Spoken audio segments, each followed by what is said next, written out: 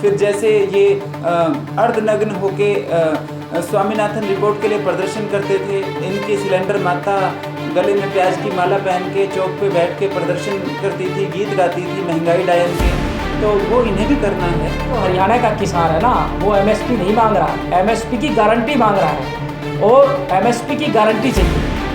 चाहे वो कंगना रनौत हो, चाहे बबीता फोगाट हो, चाहे अब सैनी साहब की ट्वीट ही तो किए हैं पिछले इतने लंबे कार्यकाल में, ट्वीट के अलावा किया ही क्या है।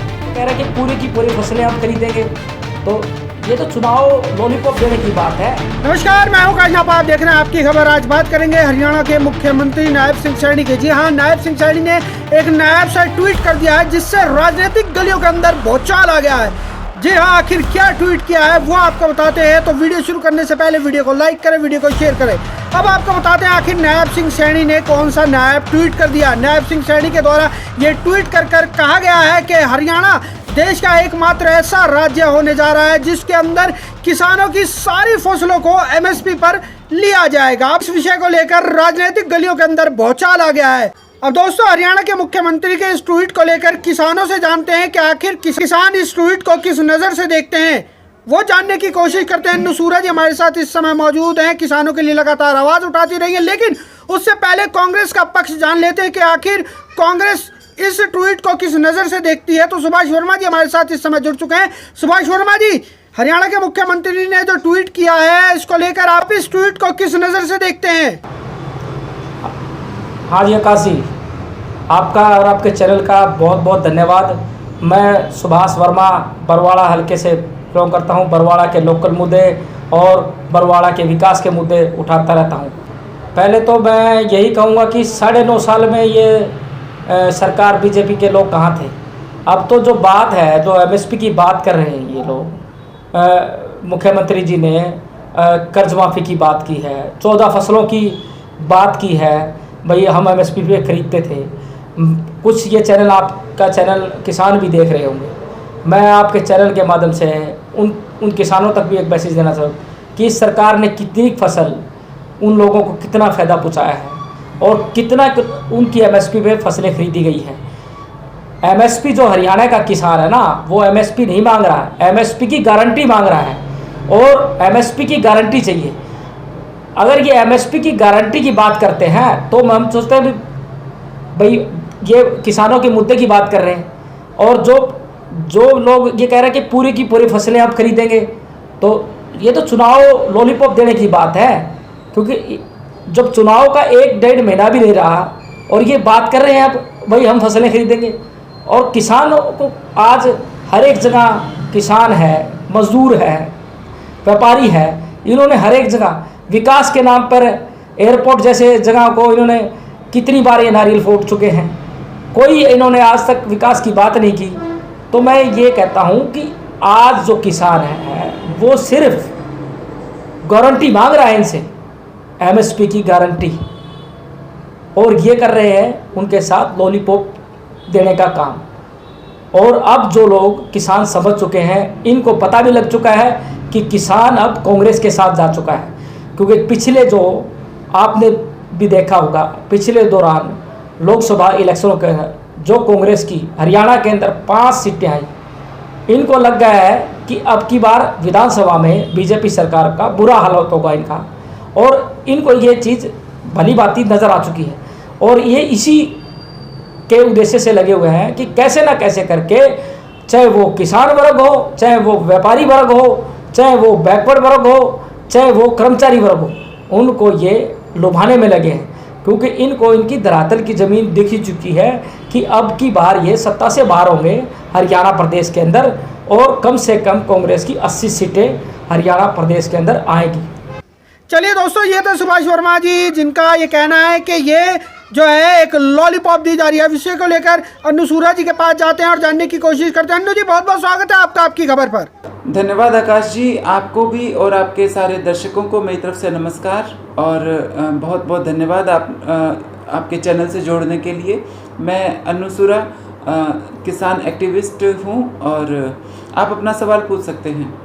अनु जी, हरियाणा के मुख्यमंत्री नायब सिंह सैनी ने ट्वीट किया है और उसमें कहा है कि हरियाणा देश का एकमात्र ऐसा राज्य होने जा रहा है जिसके अंदर किसानों की हर फसल को अब एमएसपी पर खरीदा जाएगा। आप उसे किस नज़र से देखती हैं? जी, असल में हम भाजपा वालों की जो ये ट्वीट गैंग है इसके ट्वीट्स देखते ही नहीं हैं। चाहे वो कंगना रनौत हो, चाहे बबीता फोगाट हो, चाहे अब सैनी साहब हैं, ट्वीट ही तो किए हैं पिछले इतने लंबे कार्यकाल में। ट्वीट के अलावा किया ही क्या है। मैं आपको याद दिलाना चाहूँगी इनके पुराने ट्वीट कि हम स्मार्ट सिटी बनाएंगे।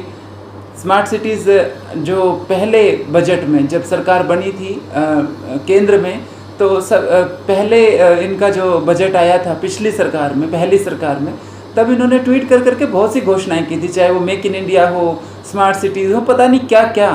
तो ट्वीट करने से सरकार अगर चलती है तो इनको मुबारक हो।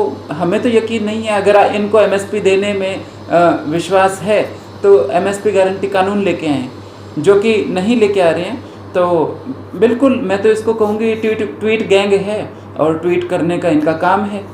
अनु जी, जिस प्रकार से हरियाणा के मुख्यमंत्री नायब सिंह सैनी ने जो ट्वीट किया है, क्या उससे किसान खुश नहीं हैं?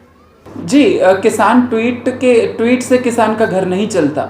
मैं तो ये कहूँगी कि जो ये हरियाणा की भाजपा सरकार है, इसने जो 3-4 महीने बाद ही चुनाव हैं, आने वाली सरकार के सिर पे एक बोझ रख दिया है। बोझ भी क्या, जिम्मेदारी कहूँगी मैं, बोझ तो कहना भी उचित नहीं होगा, कि हम तो नहीं लायक थे, हम तो नहीं कर पाए थे, आप ये करना। और मुझे यकीन है कि आने वाली सरकार ये करेगी, क्योंकि इनको तो पता है कि ये तो 2-3 महीने के मेहमान हैं, फिर आचार संहिता लग जाएगी और जो करना होगा वो तो अगली सरकार ही करेगी। तो क्या फ़र्क पड़ता है, कोई भी घोषणा कर दो, 2 महीने का भी समय, 1 महीने का समय, 1.5 महीने का समय आप लगा लो, आचार संहिता के लिए बचा है, तो कुछ भी ट्वीट करवा लो, क्या फ़र्क पड़ता है। क्या अन्नू जी, आप इस ट्वीट को आने वाले विधानसभा चुनाव 2024 की तैयारी मान रही हैं? जी, इसके पीछे एक बहुत अच्छी सी रणनीति है कि हम तो अब जा रहे हैं, लेकिन जो आगामी सरकार है उस पर हम एक आर्थिक जिम्मेदारी डाल के जाएं, कि अगर वो उस जिम्मेदारी को पूरा करते हैं तो हम तो विपक्ष में होंगे 4 महीने बाद, हम ये कहेंगे कि ये तो हमने किया था। और अगर आगामी सरकार नहीं कर पाती है तो हमें भी रोड पे उतरना है ना। 10 साल तो राज कर लिया, लेकिन इन्हें दिखाई दे रहा है कि जल्दी ही इन्हें भी विपक्ष बनना है।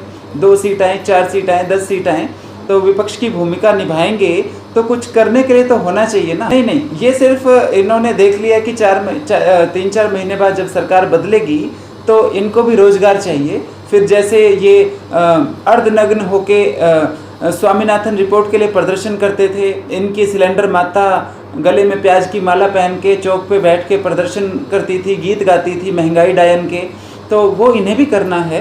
तो आगामी सरकार जब तक ये एमएसपी कानून, गारंटी कानून नहीं लागू करेगी, तब तक इन्हें भी तो रोज़गार चाहिएगा ना विपक्ष के तौर पे।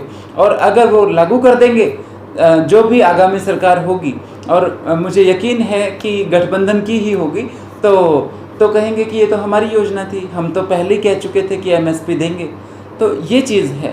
मैं ये कहूँगी, मैं यहाँ याद दिलाना चाहूँगी कि एमएसपी के वादे तो इन्होंने पहले भी किए हैं कई फसलों पे, जैसे बाजरे के लिए इन्होंने किया था। हमने प्रदर्शन भी बहुत किए कि बाजरे को हम सरकार एमएसपी पे लेगी, लेकिन जो एक्चुअल में हो रहा था वो सिर्फ भावांतर दे रहे थे 500 रुपये प्रति क्विंटल, और भावांतर जोड़ के भी 500-600 रुपये प्रति क्विंटल किसान को नुकसान हो रहा था फसल पे।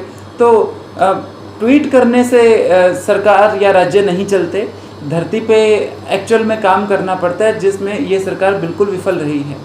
तो दोस्तों, ये थी अन्नू सूरा जी, जिनका साफ तौर पर ये कहना है कि जिस प्रकार से हरियाणा के मुख्यमंत्री नायब सिंह सैनी ने जो ट्वीट किया है वो आने वाली सरकार पर बोझ डाल दिया है। वैसे आपका क्या मानना है, कमेंट सेक्शन में मुझे कहीं नापा को जरूर बताना।